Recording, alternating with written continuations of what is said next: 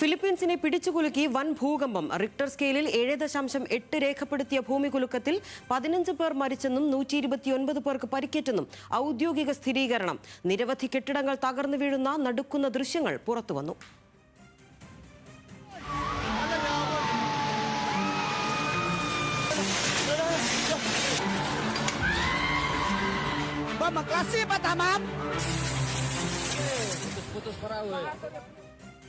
ഭൂകമ്പത്തിന് പിന്നാലെ സ്കൂൾ കുട്ടികളെ അധ്യാപകർ സാഹസികമായി രക്ഷിക്കുന്ന ദൃശ്യവും പുറത്തുവന്നു.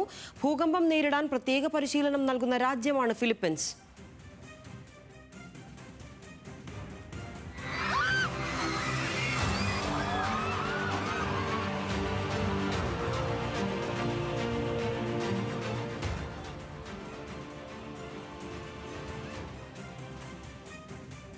വിവരങ്ങളുമായി ഹരിത എച്ചാണ് ചേരുന്നത്. ഹരിത, ദൃശ്യങ്ങൾ അതിഭീകരമാണ്. സ്കൂൾ കുട്ടികളടക്കം വല്ലാത്തൊരു അവസ്ഥയിലെത്തുന്ന സാഹചര്യം ഫിലിപ്പീൻസിലുണ്ട്. പക്ഷെ ഫിലിപ്പീൻസിനെ കുറിച്ച് പറയുകയാണെങ്കിൽ, ഈ ഫിലിപ്പീൻസ് എന്ന് പറയുന്ന രാജ്യം ഈ പ്രകൃതി ദുരന്തങ്ങളെ നേരിടാൻ ഏറ്റവും ശക്തമായ രാജ്യമാണ്. കാരണം അവർ നേരിട്ട് വന്നത്, അവരുടെ ചരിത്രം തന്നെ പ്രകൃതി ദുരന്തങ്ങളുമായി ബന്ധപ്പെട്ടിട്ടുള്ളതാണ്. അതിനുള്ള പ്രത്യേക പ്രാഗൽഭ്യം അവർക്ക് നേടാൻ ഉള്ള എല്ലാ സാഹചര്യവും സർക്കാർ നൽകുന്നുണ്ട്. എന്നിരുന്നാലും ഇതിൽ നിന്നും ഒന്ന് പുറത്തു കടക്കുക എന്ന് പറയുന്ന ഒരു കാര്യം ഫിലിപ്പീൻസിനെ സംബന്ധിച്ച് അസാധ്യമാണ്. ഇതിപ്പോൾ വീണ്ടും ഇത്തരത്തിലുള്ള ഒരു ഭൂകമ്പം ഉണ്ടായിരിക്കുകയാണ്. എന്തൊക്കെയാണ് അവിടെ സംഭവിച്ചിട്ടുള്ളത്?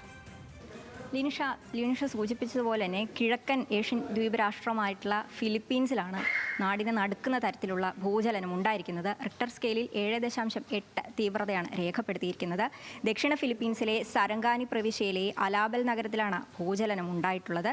പ്രാദേശിക സമയം രാവിലെ 8:30 കൂടിയിട്ടാണ് ഭൂചലനം ഉണ്ടായിരിക്കുന്നതായിട്ടാണ് റിപ്പോർട്ടുകൾ പുറത്തു വരുന്നത്. ഭൂചലനത്തിൽ 15 പേരോളം മരിച്ചതായിട്ടും ഇതിൽ 129 പേർക്ക് പരിക്കേറ്റതായിട്ടും അന്താരാഷ്ട്ര മാധ്യമങ്ങൾ റിപ്പോർട്ട് ചെയ്യുന്നുണ്ട്. തെക്കൻ ദ്വീപായ മിനോവയ്ക്ക് സമീപം പസഫിക് റിംഗ് ഓഫ് ഫയറിൽ 10 കിലോമീറ്റർ ആഴത്തിൽ മാത്രമാണ് പ്രഭവ കേന്ദ്രം എന്നത് വളരെ ആശങ്ക ഉയർത്തുന്ന ഒന്നാണ്. രാവിലെ 8:30 ശേഷം തുടർചലനം ഉണ്ടായതായിട്ടും മാധ്യമങ്ങൾ റിപ്പോർട്ട് ചെയ്യുന്നുണ്ട്. 6.5 ഇതിന് തീവ്രത രേഖപ്പെടുത്തിയിട്ടുള്ളത്. ഇതിൽ 5 പേർ മരിച്ചതായിട്ടും റിപ്പോർട്ടുകൾ വരുന്നുണ്ട്. ഫിലിപ്പീൻസിൽ കൂടാതെ തന്നെ ഭൂചലനത്തോടനുബന്ധിച്ച് Indonesia, Palau, Taiwan, Papua New Guinea തുടങ്ങിയ സ്ഥലങ്ങളിലും സുനാമി മുന്നറിയിപ്പ് നൽകിയിട്ടുണ്ട്. ഭൂചലനത്തിനും സാധ്യതയുള്ളതായി പറയപ്പെടുന്നു. 3 മീറ്റർ ഉയരത്തിൽ വരെ വലിയ തോതിലുള്ള തിരമാല ഉണ്ടാകാനും സാധ്യതയുണ്ട്. അതുപോലെ തന്നെ നേരത്തെ ലിനിഷ സൂചിപ്പിച്ചതുപോലെ തന്നെ ഇതിൻ്റെ ഒരു ചരിത്രം പരിശോധിച്ചാൽ 1976 ഇന്തോനേഷ്യയിലും ഫിലിപ്പീൻസിലുമൊക്കെ റിക്ടർ സ്കെയിലിൽ 8 തീവ്രത രേഖപ്പെടുത്തിയിട്ടുള്ള ഭൂചലനം ഉണ്ടായത്.